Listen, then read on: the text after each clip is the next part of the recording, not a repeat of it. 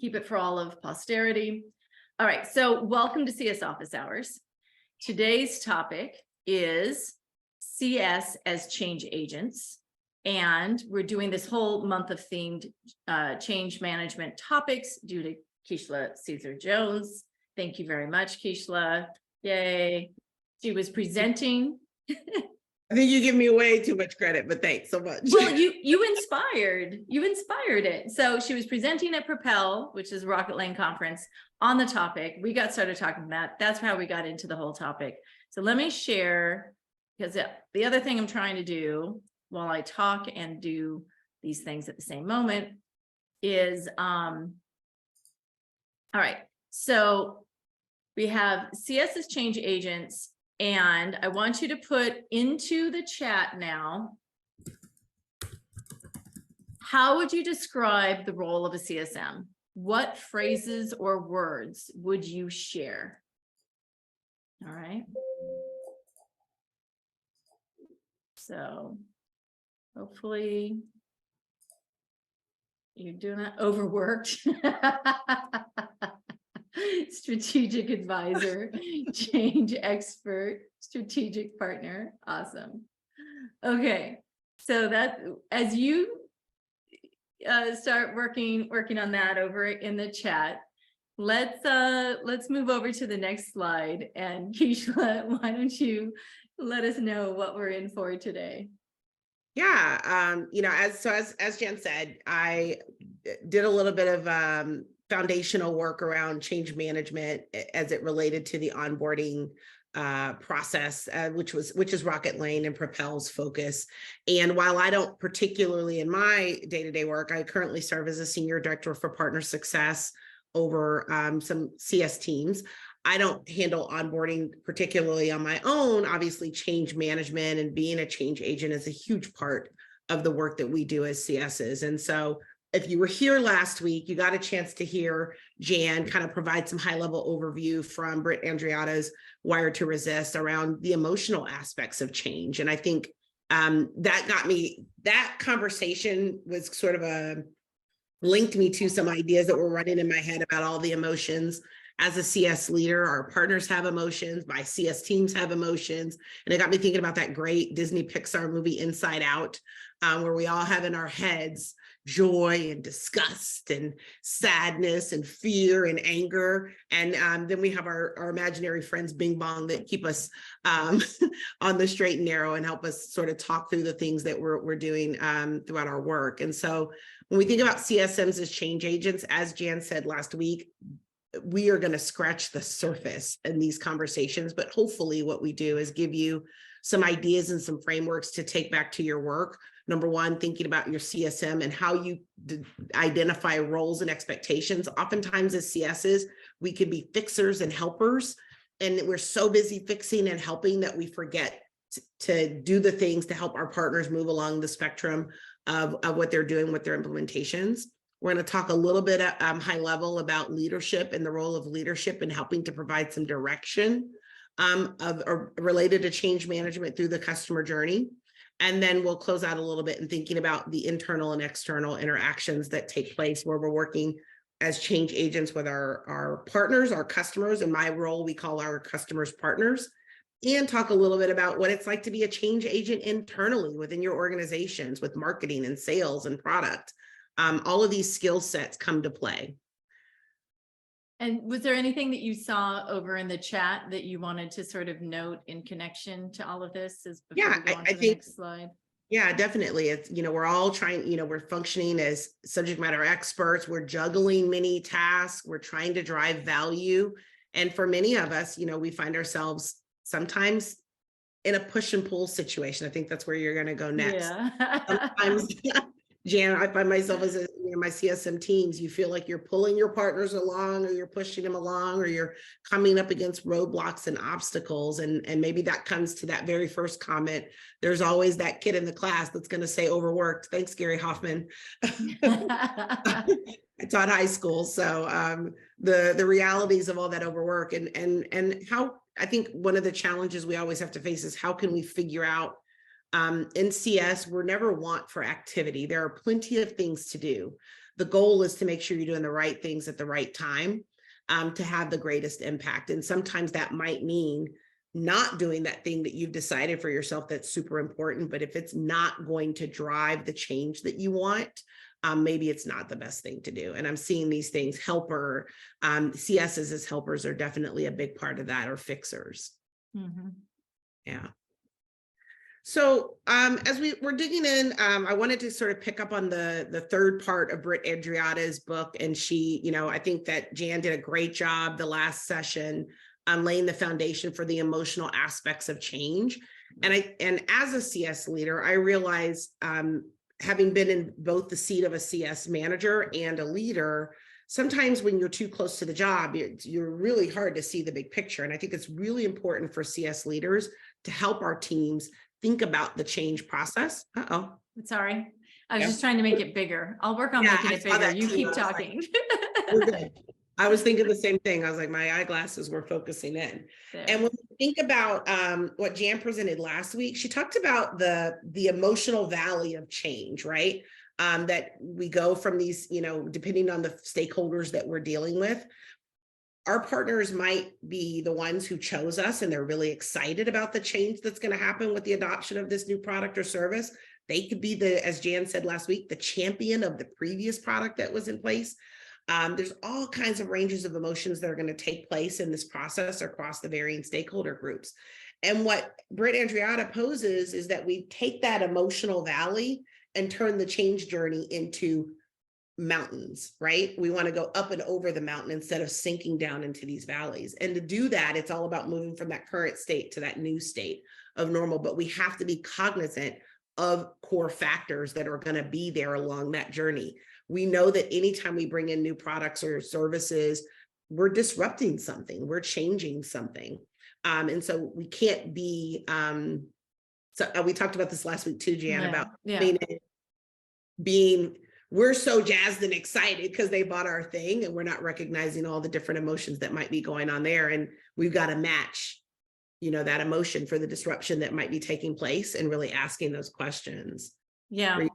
And I think, and I like too, though, and I think we might even, and it was exciting to have the first meeting of the book club yesterday, Marianne and Cynthia and different folks who are here today from that. But thanks so much for the two of you starting that. But and we might do Wired to Resist next, just because it's sort of what we're all excited about. But another part of it that I think is kind of interesting is the different types of change and engagement in the customer journey and how it connects with that. So I'd love for you to dig into that. Yeah, so as CS leaders, Britt sort of lays out these 4 different types of change. One is that long, an intense trek. Some of you might be supporting really big enterprise solutions, and that process is going to take a while, and you're working through them. And she identifies that as sort of a red change journey. The next could be a really quick, steep uphill climb. One of the products that I support, the implementation takes a little bit of time. And we found that a lot of our partners, they would finish the implementation and thought they were done. And that was really just the beginning of their change journey. And so we had to really reframe how we talked about implementation and the milestone, and not making it feel like it was the finish when it was really closer to the start of the journey. Sometimes they're really long and, I'm using my little eyes here. I'm just going to the long and steady trek. Long and steady trek. I think you dialed in a little bit this as well last week, Jan, about the amount of repetition and use case that partners need with that. And sometimes I'm not using it as frequently, but it's going to take me a while for this change or this shift or adoption to take place.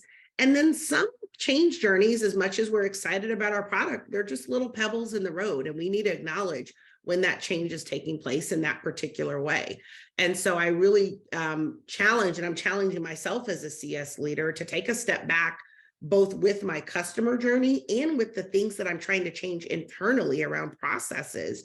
Number one, recognize that I don't want to lay out a bunch of long and intense journeys all at once if I'm trying to make some changes. So I want to be thoughtful about the changes happening at a lot of different levels. So I want to be thoughtful about where I identify where those are happening internally, but also thinking about, as with my customers, where those processes lay out and how do I match my customer journey and find that alignment of what the customer journey is to the change journey as it relates to your product and your service, and what the customer success manager or team might have to be changing.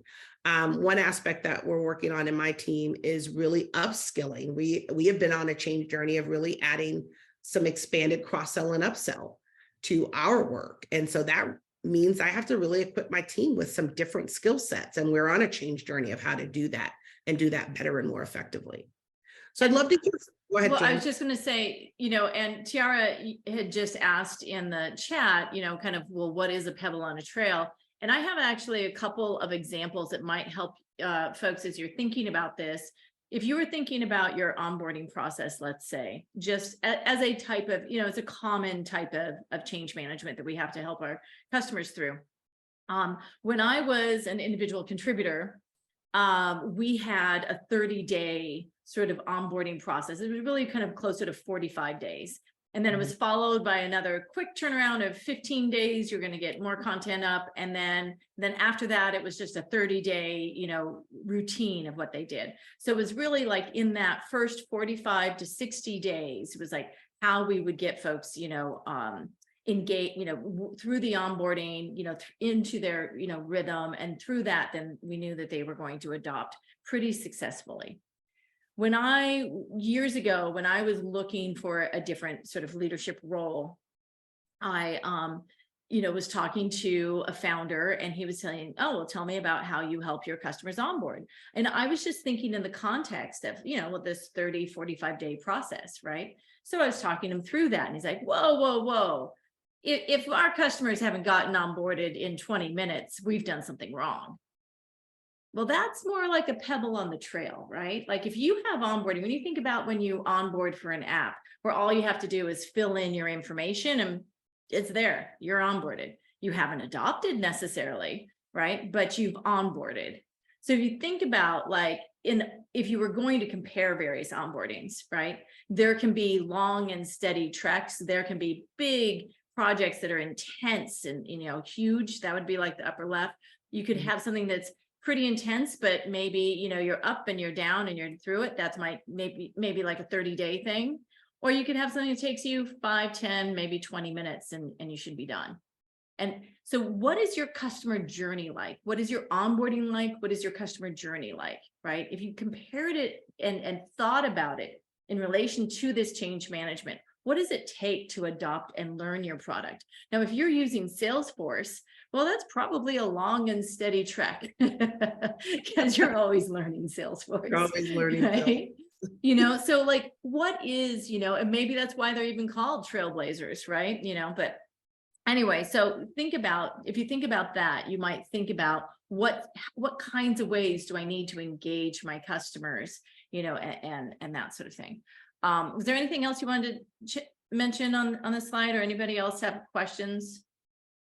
And I would add to you, Jan, I think thinking about this in the different phases of your customer journey, the onboarding phase, the adoption phase, because you are managing through change in all of those cycles. Like what does it require in the advocacy phase, if you're trying to build advocates, or the expansion and the upsell? All of these are processes where you're managing through change. And in some of them, they might be really quick and easy pebbles, and some of them that you might be building long-term stakeholder support to be able to build particular processes in your customer journey. Yeah, awesome. Okay, so change agent characteristics. So when we think about, Jim, where this came from, I came across an article from, I think Netmind is the source of the article. It comes from a couple of years ago, I think dated back to 2018, but we're always working with our CSMs to help them develop different skill sets to manage through different processes, both externally and internally. And this particular article identified what are the right characteristics for being a change agent. Sometimes you're functioning as a connector. How many times have people here in your CSM work, you've been introducing somebody in your customer base to somebody else they work with? Right? Like you're helping them break down silos in their internal organization. You're making connections between different teams. Is that something that you're experiencing? You might be serving as an influencer as you're building across change management in the work, or a propagator. You're creating more change agents to help you move the needle. Facilitating is something that we might be doing as well. A challenger. We were working with a particular partner who's seen a lot of movement in their adoption this particular cycle, but there were some areas where we still had some work to do. And one of my CSMs aptly said to them, like, this is good, but it can be better. So we're going to lay out a challenge for the next cycle that we go in to really help to facilitate more change. Sometimes, especially for those of you that are working in startups, you're experimenting, you're testing some ideas out, right? You're fiddling, you're iterating, and you're trying to figure out what is the right answer to be able to serve the adoption process. You might be and I love iteration. I talk about iteration all the time. Yeah, we're constantly trying to get better. And so it's like, don't let perfect be the enemy of the good, and start somewhere.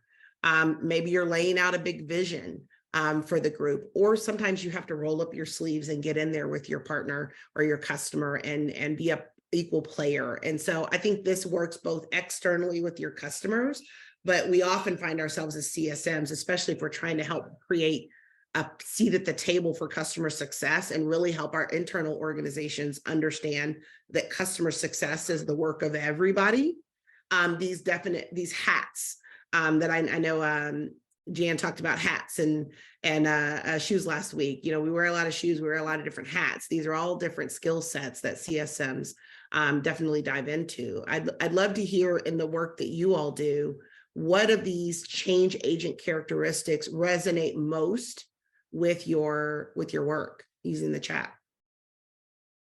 So yeah, anybody have thoughts or questions about this right now too? Is it inspiring anybody to speak up as others are writing in the a lot of facility roles? Yeah. Little of everything. Challenger. I love that, Erica. Ellie, I hope you don't mind. I'm not calling you out. I'm calling you up.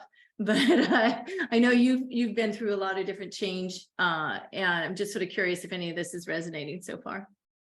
It's definitely resonating. I was kind of looking at the slide here to see if there's been one that's been kind of more successful for me than others. I think the answer is it depends on who you're talking to and if it's internal or external, and yeah, just what their style is like too. I think one of the really important things is I think especially being customer facing, all of us have typically some pretty unique abilities to adapt our style to what other people need. And I think it's something to consider when we're thinking about change and building a thoughtful and proactive change process, whether that's something internally or something externally for customers, and thinking about who needs to go through that change with us and what they're going to need to be successful in that and how we can support them. And then we adapt in order to make that happen.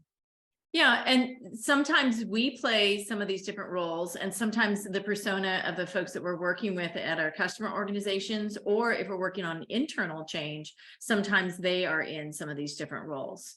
Right. And so thinking about that is kind of helpful as well.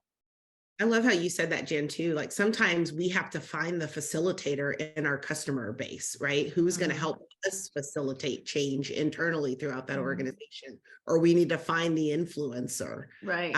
I think equally as much as we want to wear these hats, we have to help try to identify some of these functions within the organization.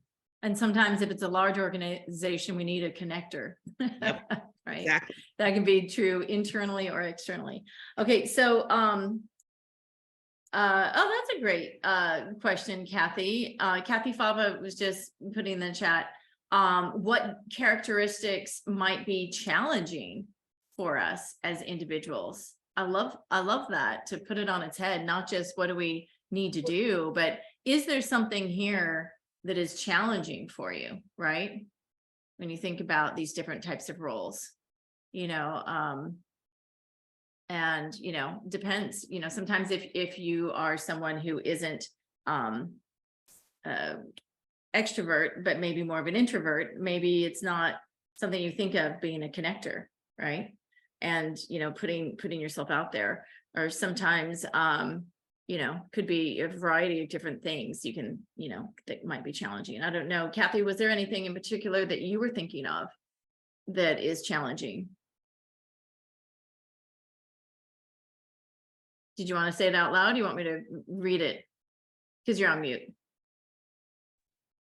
Yeah, I couldn't get myself off mute. It's trying to tell me something. Now, Thanks. I've always had more difficulty envisioning kind of the big picture or where we're going, because I've always A doer. worked mostly with, you know, the people with the ground level. It's a bad way to say Mhm. it, but front lines, and not that much with management. So I didn't get a lot of practice thinking the way they think. And that's Hmm. something I regret. So where is this all going? I don't know. That's interesting. Do that. Yeah. It's just that Yeah. I haven't. Yeah. And I think it'd be good to have training for people that are, you know, maybe in the same situation. Like, I don't know, how to think like a corner office person or something. Absolutely. How to start thinking in that bigger picture way. And Mhm. sometimes that comes from communication as well, helping to give people that why and where are we going to and why are we doing this change, right? And sometimes that helps everyone connect to that bigger picture and understand sort of that vision. Yeah. Yep. All right. Let's see. Sure. Do you have the links, or can you maybe share those again? We're gonna go got it. and go to our breakout groups. And we've got 2 sets of questions. And I'm going to probably do about 8 groups. So you'll have like 4 or 5 people probably in a group. And I'm gonna look at that at the beginning in case I need to move anybody around and make it a little more equal size, just in case you're wondering who moved my cheese. Why am I no longer in this group? All right. Did I stop sharing? I can't tell. No, you're still sharing. I'm still sharing. Yes. All right. Now I don't want to share. Okay. Oh, what is going on here? Sorry, I'm just a little disorganized today. I hope you are okay with, there we go. You're Stop great. share. There we go. Okay. So let me go ahead and get the groups together and you know, where are we doing it? I really am just, there we go, breakout groups. So, all right. Excellent.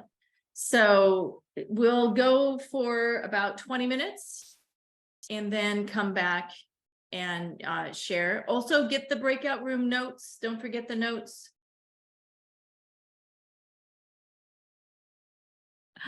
Awesome. All right. How did it go? How did it go? Let's see. I'm gonna see if I can find Keishla and I'll pin you to the top again. I'm here. There you are. Yay. Awesome. So what kinds of things came up as you went out to the breakout rooms? Actually, maybe I'll pick on group 1 because you came back sooner and you took, and Tara, I know you were taking the notes. What observations did you make as you're note taking for the group?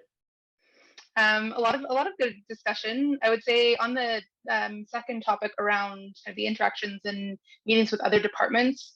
One of the interesting things was to hear how that varies and how that change management is also coordinated for a CSM versus a CS leader, and how that's a little bit different, coordinating with different departments and communicating that change and different ways that could work, and the different types of change management that might be needed depending on who you're working with and how often you're interacting with them as well.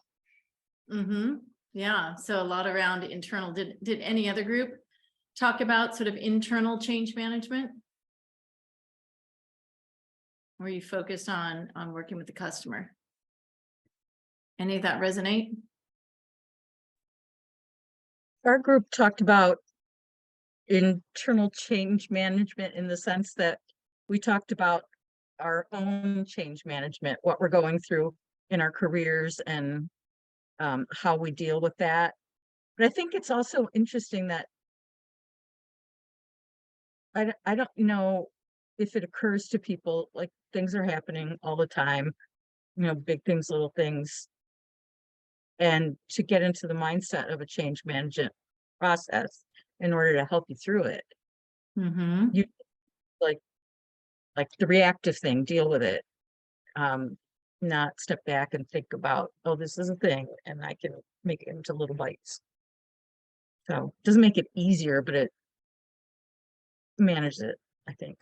Right. Yeah. The internal messages you give yourself may prepare you for change, right? And that'll be fun when we're talking about communication later in a later session in July, specifically because of that, right? It's your internal messages, it's the messaging that you share when you with the group that you're working with. All of that can help prepare. Awesome.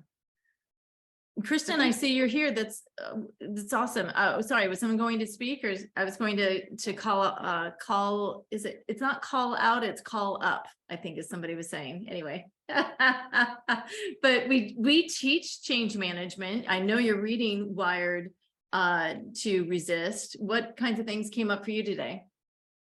Are you talking to me? Yeah. Oh, okay, cool. Yeah, I mean, we were talking about in our group those four types of journeys, and it was really getting me to think about, for our organization, a consulting firm, we have two scenarios, and they're really kind of two different journeys. I think we have simpler ones where it's sort of that long change management process, but it's lower intensity, right? So, it's training, or it's taking somebody through a journey, and there will be some change that they have to put in place over time with that, but the intensity is not that high. And then we have other clients, and I know you've experienced these, Jan, where, it's like plopping customer success into the middle of an existing organization that's never had it before.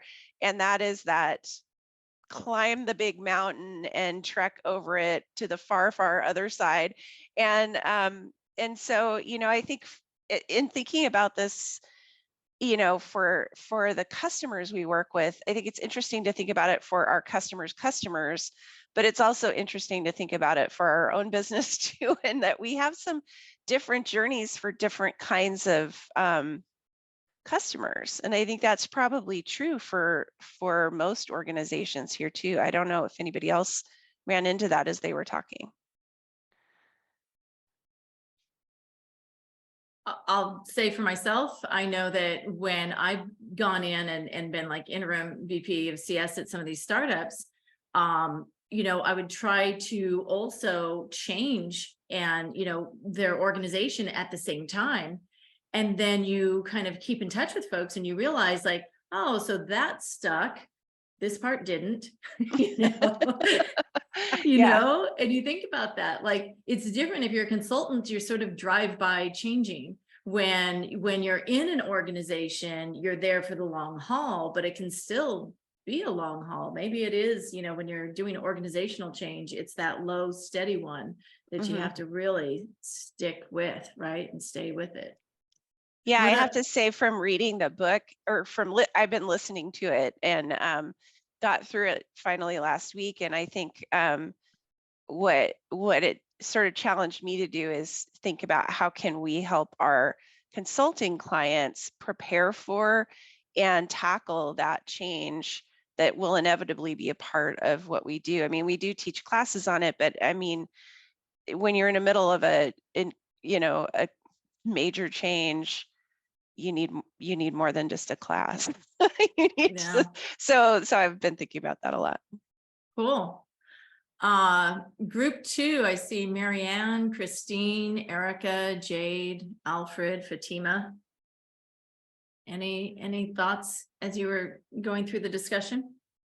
We talked a bunch about the different change agent characteristics and which ones resonated with each of us.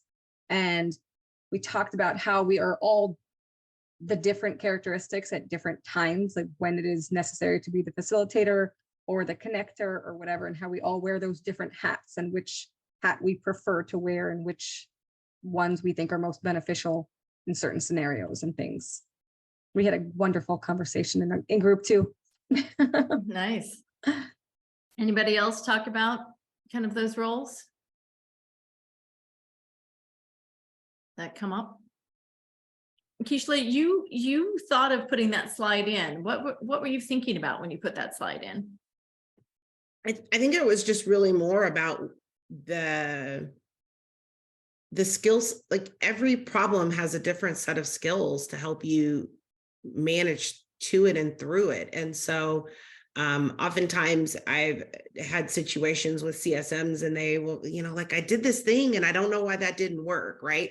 I don't know why I wasn't successful, because I'm always successful in this. And when you really break down the situation, it's like, well, yeah, it's because you were, flexing this muscle instead of that muscle. And so when you think about all the things that we need to do, and as you said, Mary Ann, like we're doing all of them in any way, shape, or form, and all the time. And one of the things that I'm trying to be more cognizant of is being, I'm a former educator. And so if anybody is a former educator in the room, like your first 1 to 2, 3 years of like your first year of teaching, you're like, I don't know what that was. Like you just get through it. Year 2, you're like, oh. Year 3 is what I feel like when you start to teach on purpose.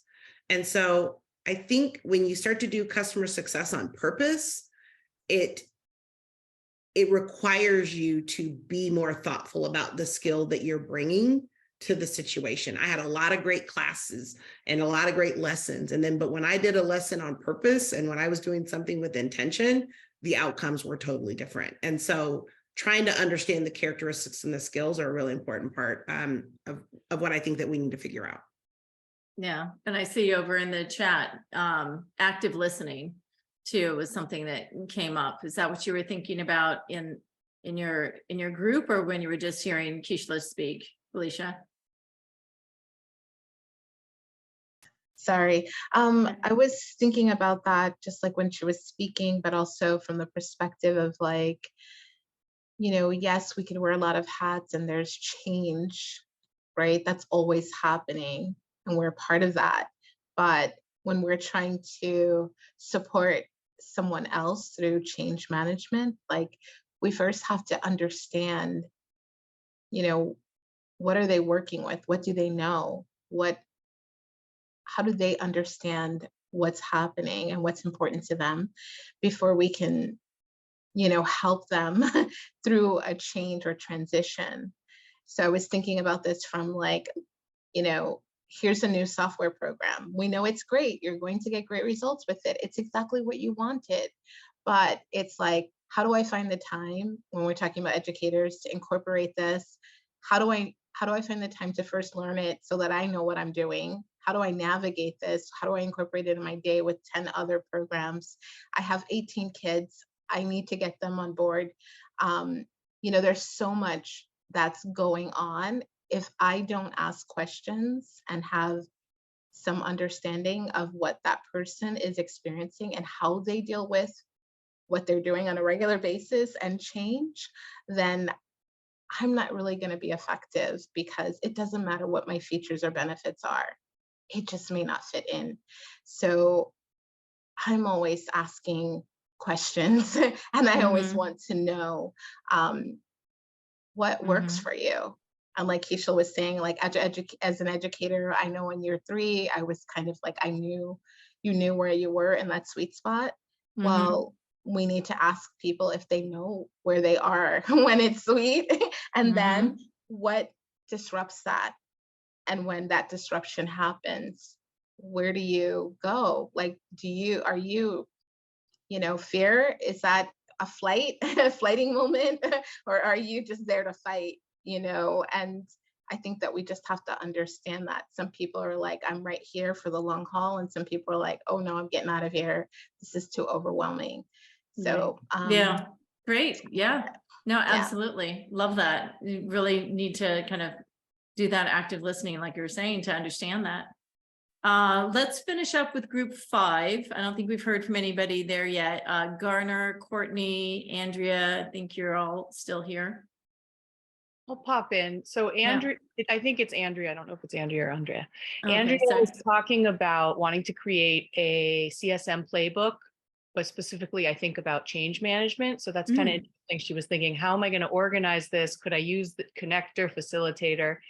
And so that kind of dovetails with what Kishla was saying about once you're a seasoned CSM, which I'm not, I'm a career transitioner. Awesome. But once you're a seasoned CSM, like now you're deliberately pulling X tool from the toolbox because you're like, oh, this would be the best way to affect change or to help help the client or customer with change management within their organization. So I thought that was kind of interesting. She's still kind of figuring out how she wants to organize the playbook. That's great. Love Love that. you know, all the CSMs can have best practices. Cool. Well, we've gone a few minutes over, but I'm glad we were able to hear from most of the groups here. And I really just appreciate you exploring change management, you know, for a few sessions with us. I'm really excited about next week. We're going to be, we have somebody who's going to help us through. We're going to be meeting an hour early. And we're going to be talking through a change management sort of best practices process in helping the customer facilitate change management within their organization and getting them prepared for that journey. So we're going to go through sort of an example of that and then sort of do some breakout groups around that. And then the one after that is change management within an organization, like when new people come in at the top, and all of that change that trickles down and can be quite disruptive. So yeah, and then yeah, Divya, we can certainly get you links if you just join the LinkedIn group. Marianne, do you have the LinkedIn group? Let's I'll send be it sure to her. put that. Yeah, we'll Yeah, be sure I'll to send put it. that No in there. worries. Great. Looking for it. Thank you so much. And You're welcome. thank you so much, everybody. Kishla, thank you so much for inspiring it all and for bringing so much to our conversation today. Thanks. Great to see you all. Great to see you. And we'll look forward to seeing you next week. Yeah. Thank you, Night. Keisha. Thank you. Bye. Thank you. Bye. Bye. Thank you. Thanks. Bye.